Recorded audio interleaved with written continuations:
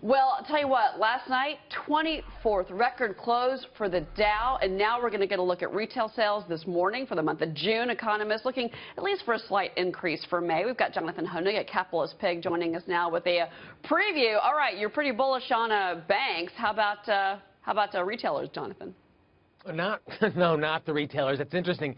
Cheryl, that's been really the one area of the market. I mean, bloodbath is not an understatement for retailers. And we're seeing a transformation in the retail space, not unlike what we saw in print and media during the early part of this century. We're seeing a total transformation. So retailers, I think, I would avoid, despite the fact that, as you said, we're expecting a slight increase in retail sales today. Same thing with inflation. You know, the Federal Reserve would want it running above 2%. It's slightly lower than that, and a lot of eyes are going to be on that coming up at 7:20 Central this morning for that beat on inflation data as well. Jonathan, you sound pretty negative on those retail stocks, but you know, the Wall Street Journal is running a story saying that some hedge funds are buying those beaten down stocks. So what are your thoughts there? I mean, day traders it seems good for when the stocks are up and down, right?